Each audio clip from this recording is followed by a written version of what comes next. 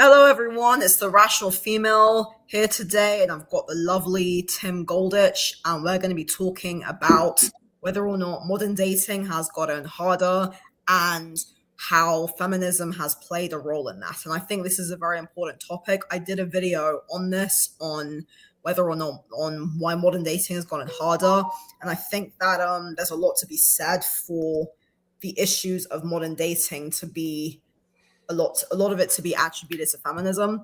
So, Tim, what are your thoughts on this? Oh boy, so I have lots of thoughts about this.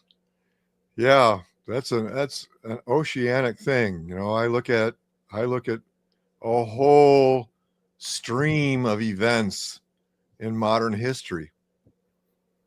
I see I see the world remade by technology following the Industrial Revolution. I see the world of men becoming I'm a machine when it comes to these things, so just cut me off when I've gone on too long. So all right, in the world of men, this technology resulted in a total transformation. The world of men, the workaday world of men, became much cleaner, safer, less arduous, as machine power took the place of muscle power. It became more lucrative, more genteel, um, and therefore became more suitable and a whole lot more appealing to women than it had ever been before. Just read some Dickens and see how great the world of men was 100, 200, 300 years ago. And you realize why women would not have wanted anything to do with it. Oh, there'd be exceptions, of course. There'd be certain women that would be more masculine, what we might even call, trans men in our current day lingo. And they would always have existed. But women in general, the world of men was horrible. And it was not, it had not been transformed by technology into something that women would find appealing. Meanwhile, in the world of women, the technology, they had reproductive technology and domestic technology, everything from microwaves to vacuum cleaners. And then there was the growth of the service industry. So that transformed the world of women, the workaday world of women, into something more like a part-time job, making it possible for a woman to consider having both. So this all happened like in the 40s and 50s. Unions, I mean, so many things came along to just so transform the average workaday world for men. And, worker safety, worker morale, worker morale. Wow, try to find worker morale 300 years ago. So these things had all changed. And there was a certain inertia that kind of maintained the system, and men went to work and women stayed home. But the whole thing was the setup, the transformation had all been put in place. So by the time you get to the 60s and you have the birth control pill, it was time for women to want to enter the world of men en masse. And of course, there was a massive ideological push for that also, coming, of course, from feminism. So all these things are systemic. So it used to be back in the 1950s when women were secretaries and women were waitresses and so on. Then some guy stuck in middle management still looked like a catch. He still was making a family supporting wage. And so he could still be considered husband material. It's the really difficult, the really problematic part of all this is female hypergamy. It's an evolved preference women have, and it's a working of female power, because the female of the species possesses the more valued reproductive resource. And so she looks to marry up. She looks to trade her power for his power. Yes, absolutely. And hypergamy also is there's a, as you probably know, there's a very evolutionary reason for it as well, because women need to have a husband of a slightly higher income so they can have someone who can be a provider and who can care for their children. So Right. yeah, there's a very logical reason why in the past women were encouraged to marry husbands. And I think also mothers as well would probably encourage their daughters to find husbands who Yeah, were and fathers more would also, class. yeah, that's Yes, right. yes, The yes, whole society absolutely. Yeah, was I'm like, saying mothers because I'm thinking of like old movies like Titanic, or like, it's not old movie, like it's set in the old times where like that was really common for like, you know, you got to find a good husband, he's got to be very rich, and I that's right. think there's a very evolutionary reason for that. But yeah, it's Yes. a lot of people now are talking about how modern women are looking for men who are like really tall and really wealthy, and from my perspective, like I don't see that, but maybe that's just because the people I know aren't like that, and I'm not like that myself. I think it's more Yeah. like the main problem I see with modern dating is that men and women are just very angry with each other, but also people are pursuing short-term gratification, and a lot of people Yeah, are which not. changes the deal a lot. This so-called pickup culture, that's a whole Absolutely. different thing. Absolutely. And a lot of people are not pursuing long term commitment, which is quite sad. So I I think think so. that if you have people who are mainly chasing short term relationships and actually not knowing how to be in a long term relationship, that is going to cause a problem. But I think it's interesting how you're saying this kind of stemmed all the way back to the Industrial Revolution, if that's correct. Yeah, well, yeah, I mean, it's all evolved, as it were. One thing leads to another, leads to another, leads to another. So women are encouraged to enter the world of men and kind of take down the patriarchy and kind of what is it, outcompete men in their own, beat men at their own game. There's a lot of ideology, to encourage women that way. And the future's female, and we're gonna take the top slots as women, right?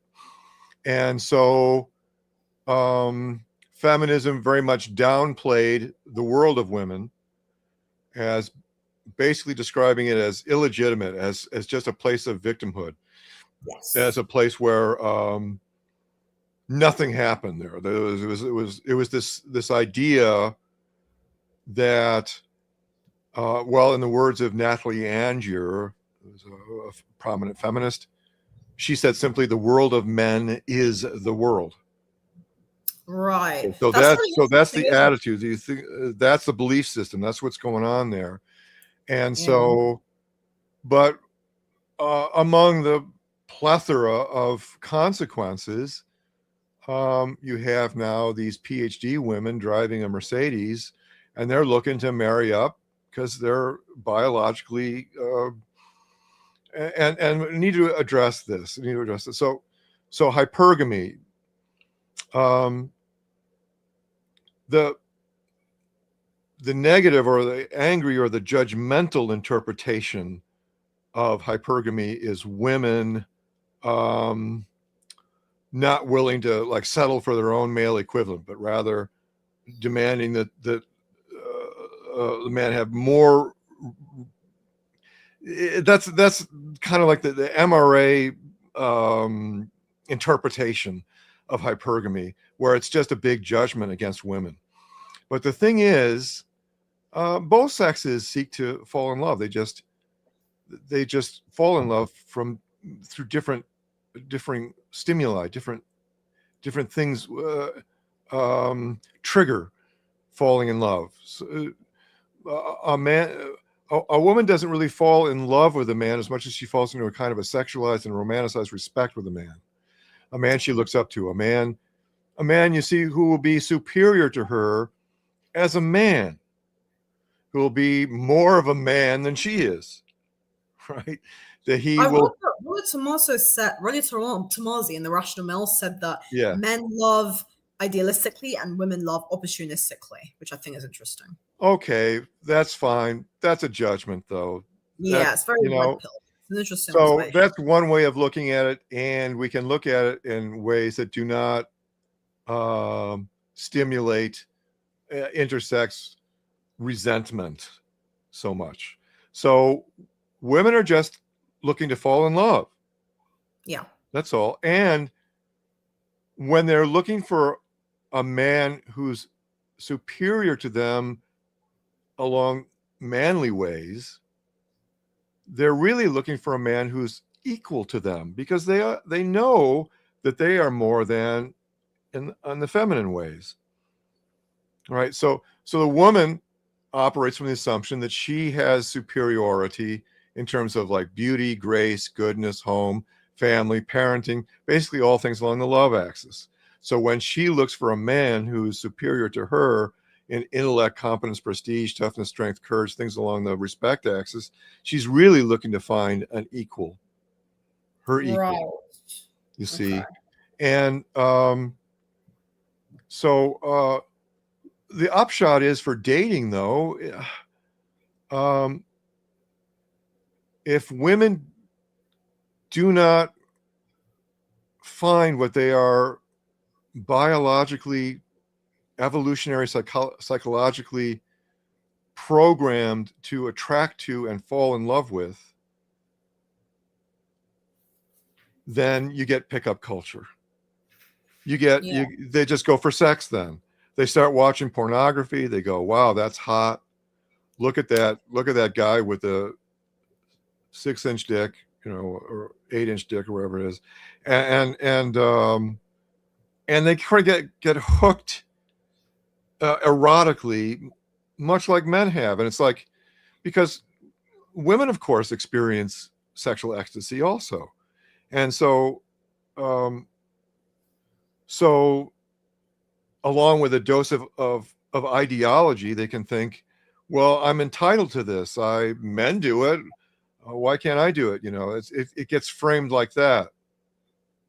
Well, women can do it, and they do this, and it doesn't work for them very well. And it's not because of patriarchy. It's because women are different. We are not a unisex species, and the female experience of going out and getting tons of sex, uh, it doesn't work psychologically for women quite the way it does for men. No, it doesn't. And actually, I can attest to that from personal experience. And I think a lot of women of my generation can too. And I think that having spoken to a lot of women about that, about this whole culture of, sleeping with a lot of men, most women do not enjoy it.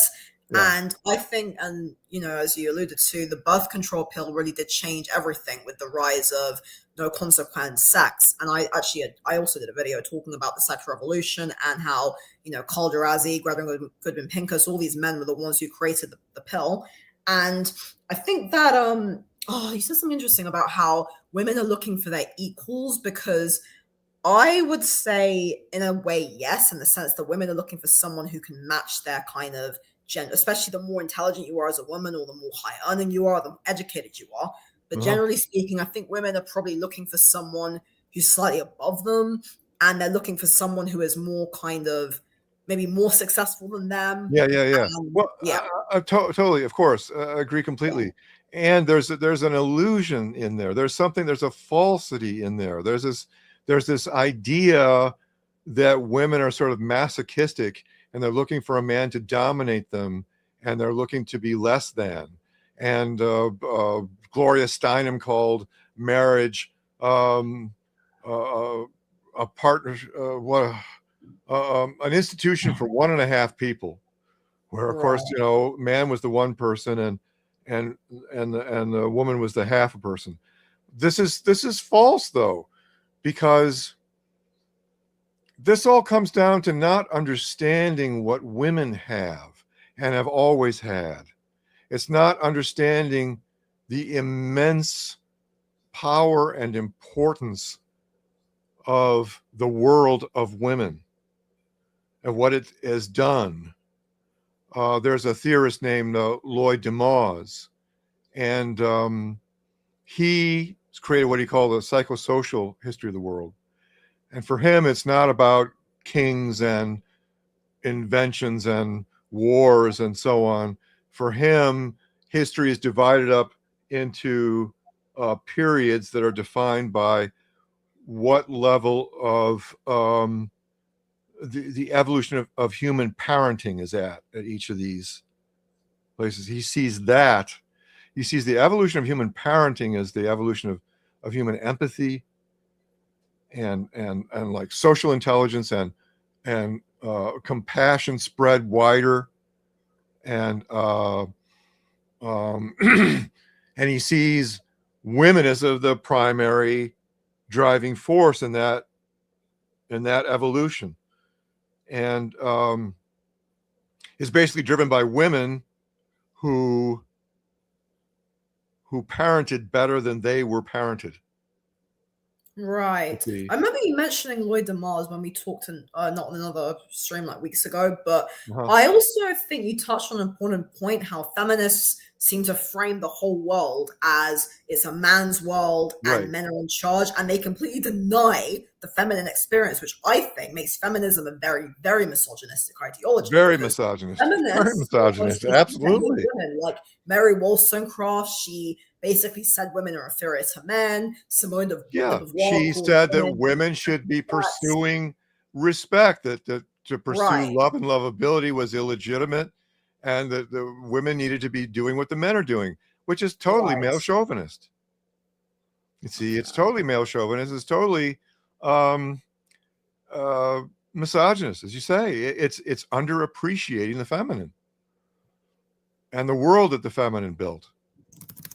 And you know, that you can trace every social pathology, the rise of every social pathology that concerns us most in the world today, as linked with the erosion of this world of women. Yeah. Is this devaluing of femininity? I don't know if you've seen this really interesting old BBC documentary called Open Door in Praise of the Feminine Woman.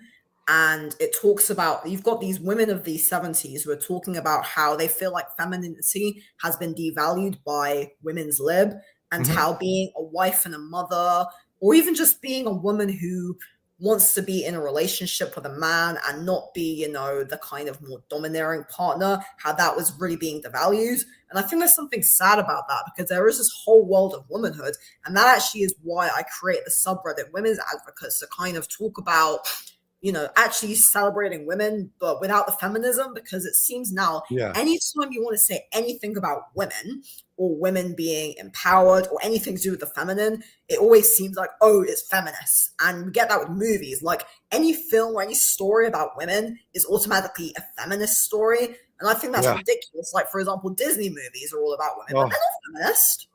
God, there hasn't been a marriage in a movie in 20 years. My God, the family's not there. You know, Jesus. One of the reasons I think we weep so when we watch "It's a Wonderful Life" is because we're looking into a window of the past when the sexes had a deep love for each other, when family was the primary thing, and where, you know, the lesson George Bailey learns is what he's striving for, what he wants out there in the wider world, he's already got, and it's there in his own world and his family and his friends and the social fabric. That's where it's at. That reminds me of Scrooge. I haven't seen It's a Wonderful Life, but I know it vaguely. That reminds me a lot of Scrooge as well. Like these old movies, they seem to capture a sort of magic of like humanity and the human experience. I mean, I'm not going to knock modern movies, because I love movies and there are some great modern films, but a lot of the kind of mass-produced Hollywood films, they do seem to kind of be.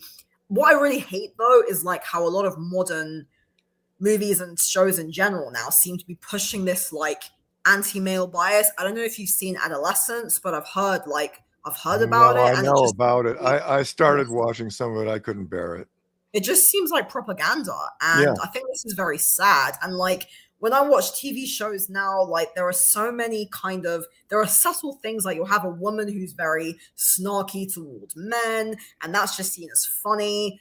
And you'll have things like, for example, I think I've seen it in, like, I think in 13 Reasons Why, in You, there'll be people making these comments like, oh, you're being rude to women, or this sounds like 4chan, or this sounds like the male gaze. And it's just so cringe, like it's ridiculous. I mean, romance as well, because romance is largely consumed by women. And like, I actually write Mhm. romance novels, like I publish a lot of books, and I write romance novels under the name Diana Vale.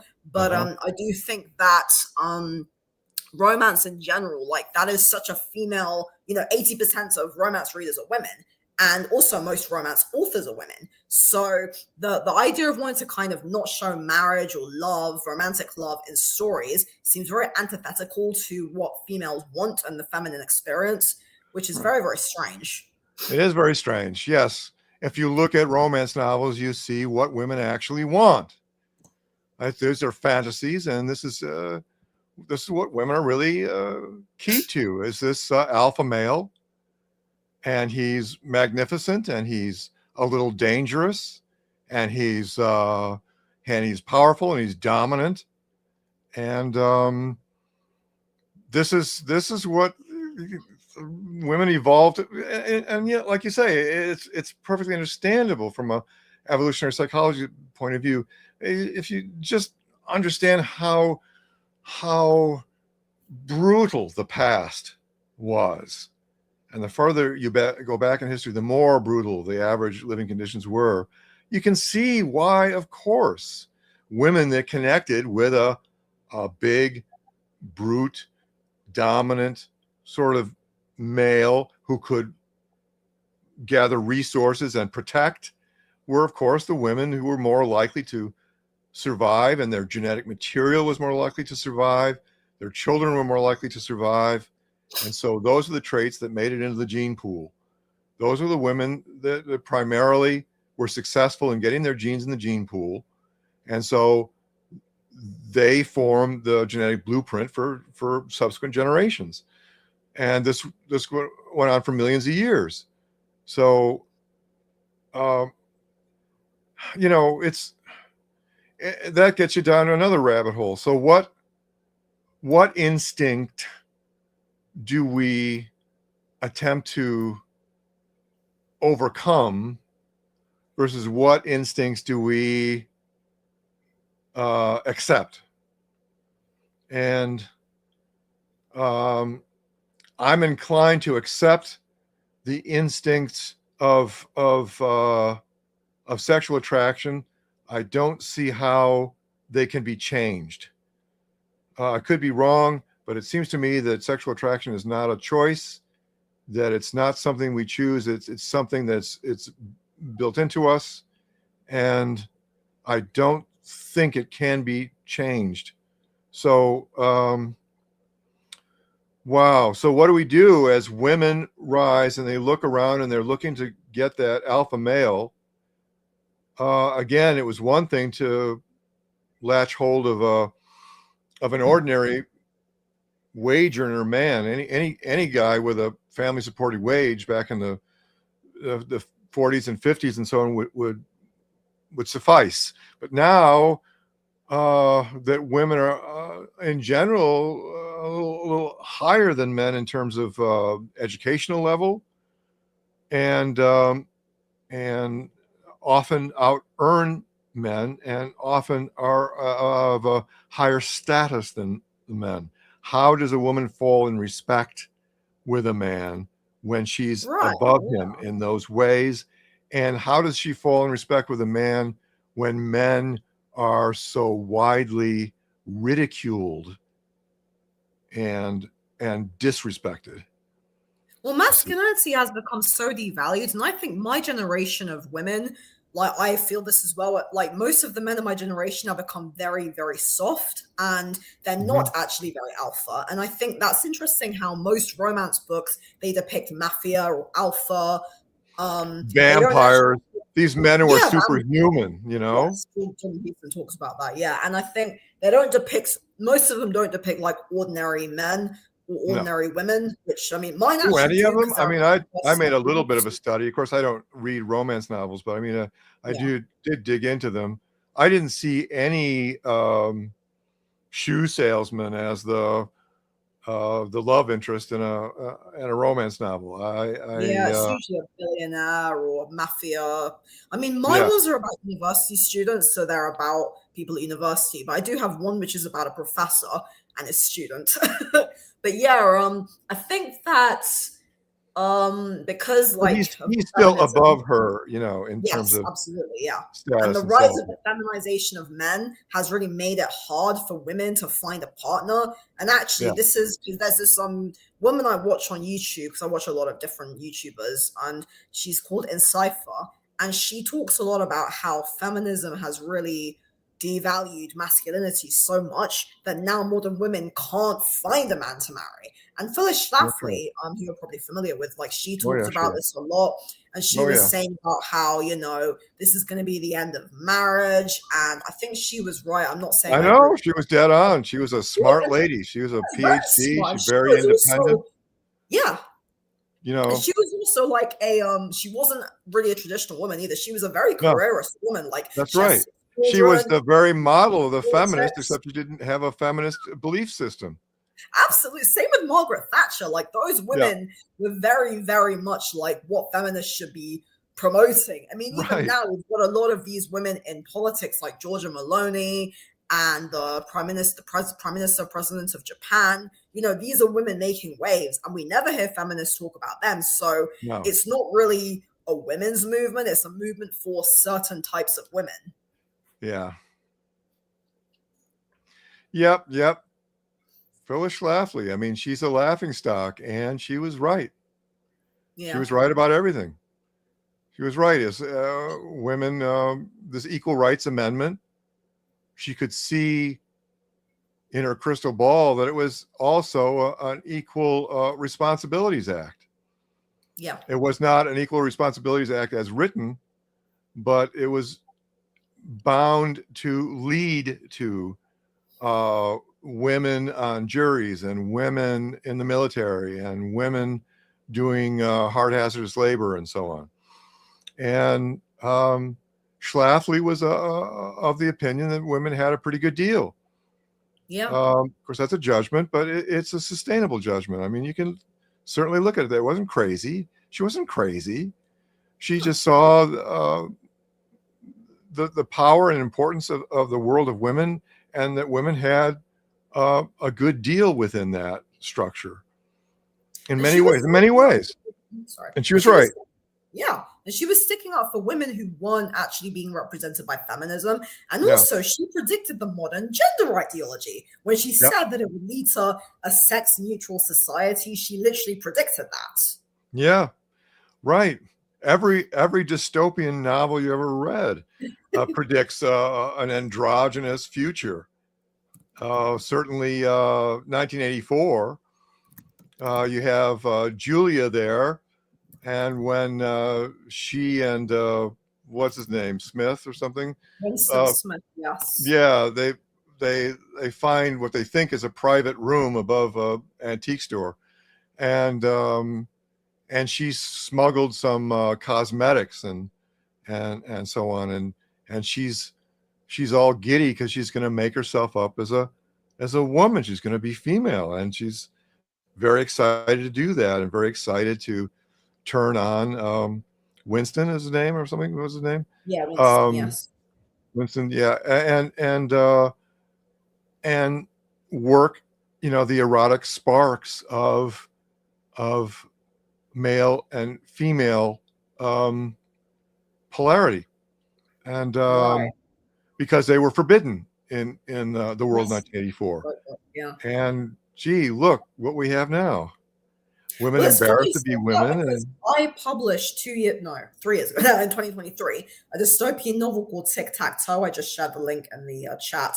And it's actually satirizing what's going on now. And it's about a society of men as second class citizens. And everyone's categorized according to race and gender. And men are given like these collars they have to wear and they also have a curfew. And they also all like, it's really, really terrible. It's really disturbing. And Yeah. yeah, I had a lot of fun writing it. But no, there's very this whole like feminism, wokeism, cultural Marxism, it is very, very dystopic, and this like framing of gender relations breaking down, it does feel like we're moving towards a very dystopian future. And it's I like, know. how on earth do we get to a point where suddenly we have an entire generations of women now effectively hating men, people Yeah. not wanting to have children, people not wanting to get married? Like, this is just Yeah. absurd. Yeah. The wedge between the sexes is enormous. You've probably read about what's going on in South Korea. That seems to be the epitome of all this. That seems to be where it's all reached its, so far anyway, the extreme, where there's a lot of violence between men and women, from all this rage between them, and they're just totally separated. They're just like totally separated, and the birth rate is what is it, 0.6 or 7 or something?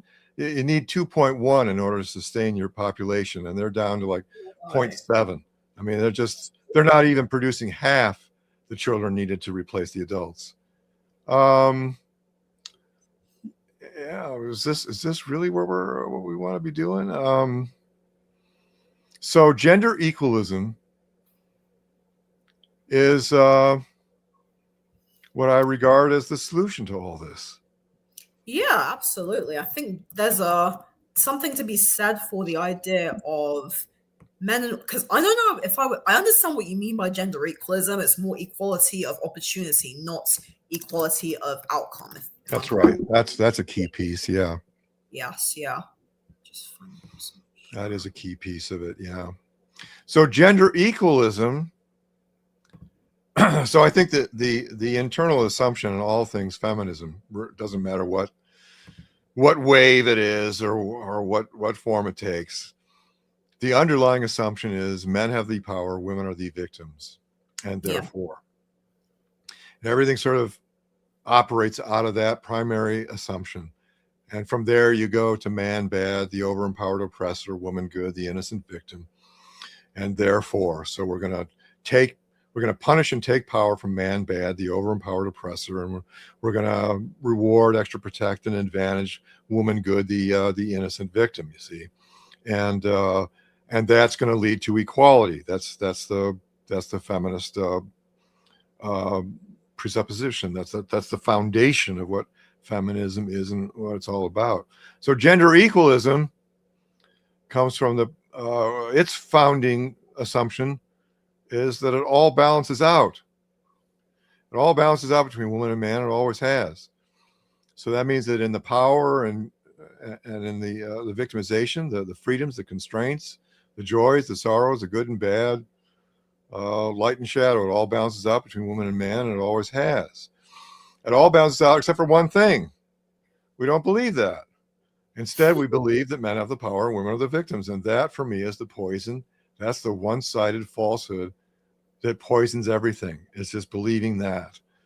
It is it's false. very one-sided, and it's also like I think that is essentially what has completely destroyed gender relations. Like once Yeah. you start believing that Yeah. men, because also like most women who identify as feminists have this inherent antagonism towards men without even meaning to, and Well, of this course they do. If they believe that the yeah, world is some kind of male heaven and female hell, then how can they not be filled with resentment and rage and victim inventions? right. And it's also like you wonder, how are these women going to find a husband? Like, how are Right. you going to even find a partner? I saw this thing on the internet, like this woman saying, I'm 63 years old, I've spent a whole lifetime belittling men, and now I regret it. And it's like, how are these women how can you possibly find a partner if your whole worldview is this group of people are somehow oppressing me, they are Yeah. somehow the enemy? And Right. it's very subtle, isn't it? Because feminists always say we don't hate men, yet their whole worldview, their language, their framing is so hostile towards Yeah. men, it's antagonistic.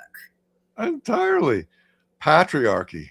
Patriarchy bad. And what is patriarchy? So patriarchy is feminist defined as a standalone male force, an evil force, a solitary force that rules the human world.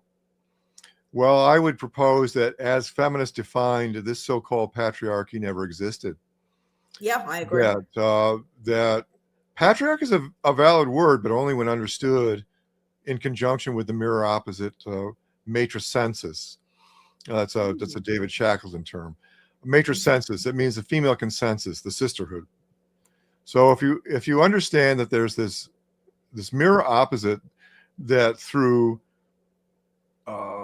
female modes of power, beauty power, sexual power, moral authority, motherhood power, um, presumed innocence power, the greater power to elicit empathy and inflict shame, all these powers that we know nothing about, all these powers that are worthy of book-length treatment, but we don't know anything. But we say we don't want to go there. You see, we don't want to look at female modes of power. We want to look at women wielding male modes of power. We want to see female senators and CEOs, but we don't want to see the reality of women wielding female modes of power. And you see, that's in my judgment, that's like the final hurdle ideologically that we would have to jump if we're really going to have anything. If we're going to build the future of gender politics on an even foundation, we have to understand that that male power is matched by female power, and that female victimization is matched by male victimization. And then we can take a gender equalist look at gender reality and re-examine every gender issue, but this time as a matter of shared responsibility, and stop making it a war of men's interests versus women's interests, and look instead to how we can build intersex unity, fairness, and forgiveness. You know, I bring up intersex forgiveness. It's like, that doesn't even exist out there. That's not, no one talks about that. You see, it's how poisonous the whole feminism is poison. It's in conjunction with chivalry. Okay, so I'm not saying that it's all women's fault. Men have been equal partners in creating this whole fiasco, but I am holding feminism accountable for what it has done. Yeah, and also you mentioned a very important point. Like, I think feminine power, I think I used to say this at Speaker's Corner actually, feminine power is more hidden, it's more subtle and covert, it's the stuff we don't see, whereas masculine power is very overt. And actually, in a funny way, our physical bodies, like our sex organs, if you like, they kind of almost characterize this. The feminine is kind of internal, is hidden, the masculine is outward. And that's a very interesting design by nature in how men and women present, and how it's almost as if nature designed us a certain way, and feminism is so anti-nature, it's anti-science. It goes against what humans biologically were wired to do, which is to mate and form families. So men and women, as you know, we believe, as people who are not feminists, who are, you know, gender equalists or whatever term you want to use, are made to come together and form families, and that is how the human race continues to develop. So effectively, anything which has been created, and feminism has been probably one of the most successful social experiments in human history. It's completely changed the fabric of, which I think is a testament to female power. Yes, sorry. We've just got somebody else joining now. I don't want to make the stream too long, so maybe we'll talk for another 10 minutes. We'll maybe do another 10 minutes max, but Hey, Thomas. So, thanks for joining us. We are probably going to end in maybe 10 minutes max. So, if you want to share your thoughts, do so. But we're just talking about the dynamics of power between men and women, and how this has made modern dating difficult. So if you want to share your thoughts on why you think modern dating has become harder for men and women, please do. So, have you been talking about modern dating? We've mainly been talking about how feminism has created a dynamic of antagonism between the sexes. Not so much exactly about modern dating, but you can share your thoughts. Go for it. Please do. All right. Well, it's kind of funny because I'm actually right now actively out in public, flirting with women, giving out my number. I've had sort of a renaissance, sort of a rebirth, and I realized that what hurts a lot more than rejection is regret at having not tried at all. Ah, It's such an easy thing. I go up to a pretty girl and I say, "Hey, listen, I think you're really pretty, and I would regret it for the rest of the day if I didn't even try and give you my number." And if they say yes, then it's great. And if they say, "Oh, sorry, I have a boyfriend," I go, "Oh, okay," and then I turn around and walk away. And 10 seconds later, it's over. Like it never happens. You know, That's it's very completely. brave, to be honest. Well, it's not really brave. It's not that. It's It is in when this you day actually and do it, you realize it's not a big deal at all. It's literally nothing. yeah. So anyway, that's kind of my say, oh, or if she's wearing a shirt of like a sports team, you go, hey, did you watch the game? Or just, if a woman's interested in you, like she'll make it known. Like Yeah, I she'll agree with show, she'll Sorry, one reciprocate. second. She'll, Yana has just joined. I don't know if you guys got the time zone mixed up or whatever, because we're actually going to be ending the stream soon, but I'll add to her and she can share her thoughts. And please continue talking. Hey, yeah, Yana, we're just talking. Thomas Hey. is just talking. yeah. Hey, I got Yana. confused because I got confused because I thought we're in that little time of the year where the UK is only 4 hours ahead, not 5. It's okay. I understand. So that's why I interpreted 6:30 to be 2:30 my local time, which is not the case. But that's my fault. I don't know why you can't see me. I don't know why that is. I can see you, Jana. Oh, okay. So I just can't see myself. Okay. Okay, anyway, Yeah, I'm folks, very we're sorry gonna for be being late. closing in about, we'll say 10 minutes max, because we don't want this to go on for too long. So, Yeah. Okay, Thomas just vanished, but yeah, no, we're talking about how modern dating has become harder and how feminism has contributed to this. So, do you want to share your thoughts on this? Yeah, I'm really sorry. I'm so late. Next time I will be on time. I have to set an alarm on my phone.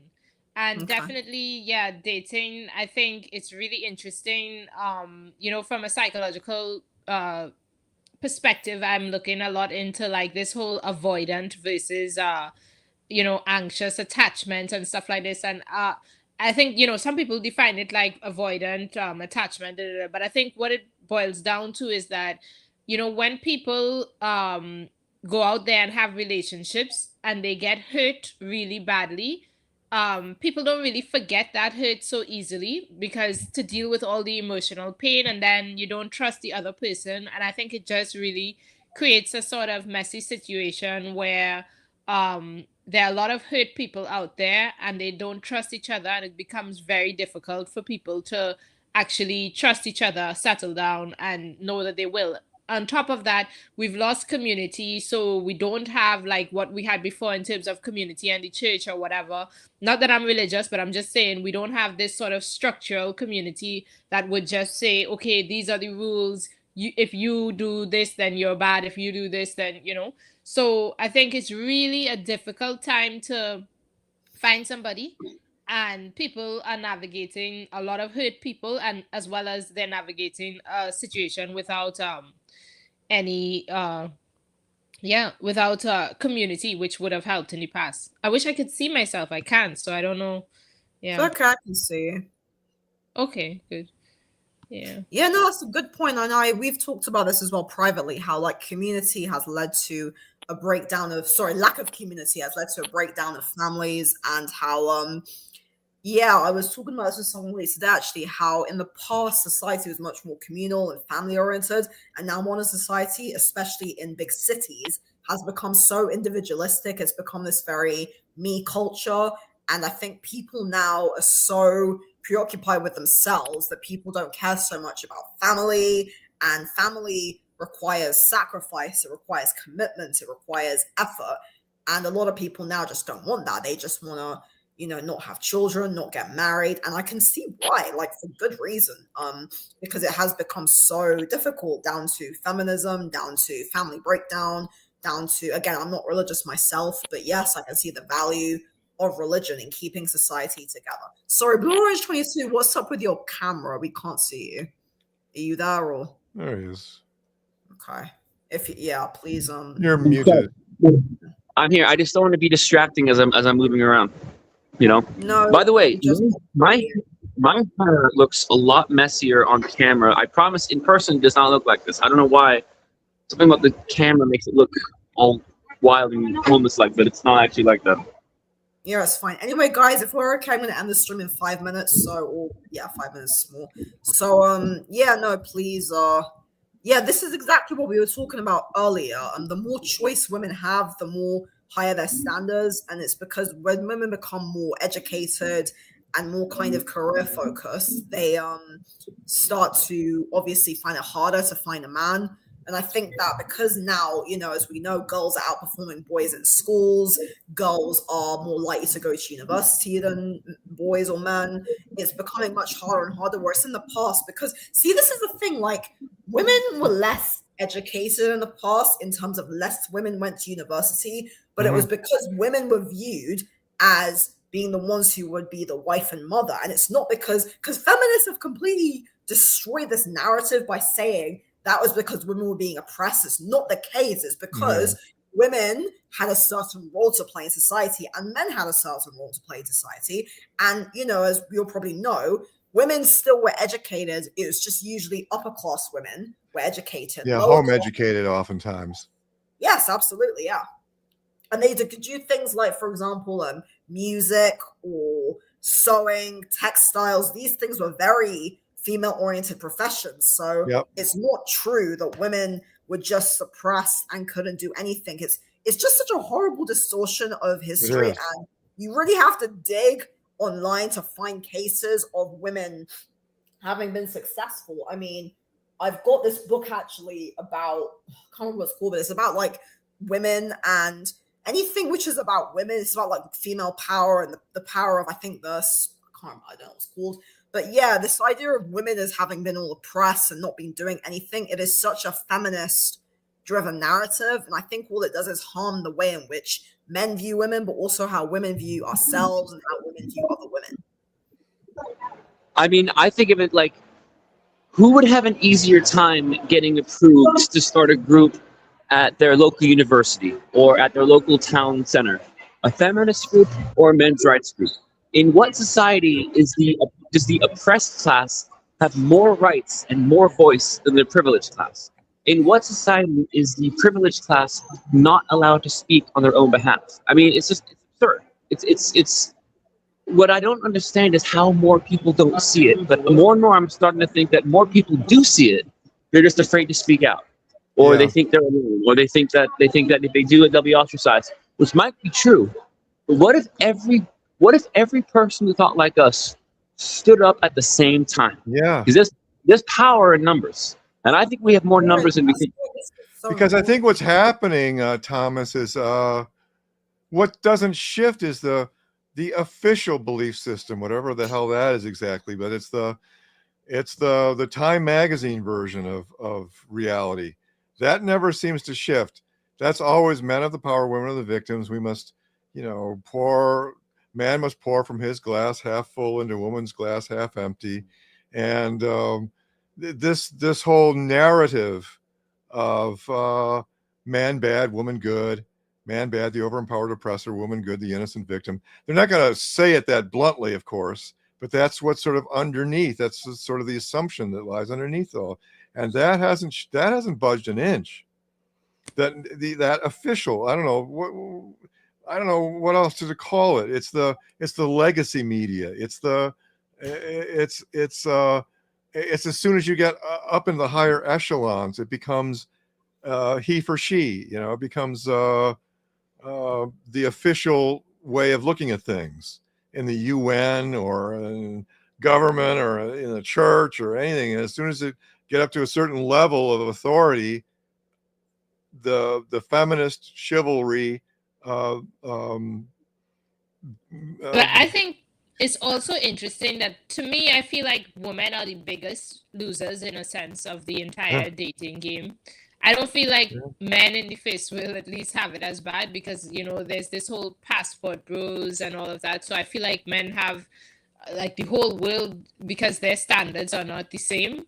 But I think in general, women have it harder in a sense, and that women in the first world are the ones who lose out in the whole feminist push in the dating game, because women have certain standards and they wouldn't go necessarily to the whole world. I'm not saying some women don't. I know you have the whole cougar thing where like older women go for younger men, and older women would go probably throughout the entire world as well. So passport sisters could be a thing.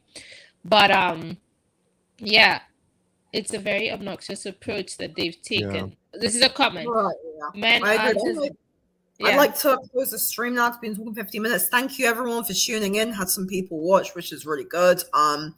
Everyone, hoping to do this regularly on a weekly basis. These are all really good people. They're all very much aligned with being against feminism in some case or not. So yeah, thank you for listening and tuning next time. Bye-bye. Bye.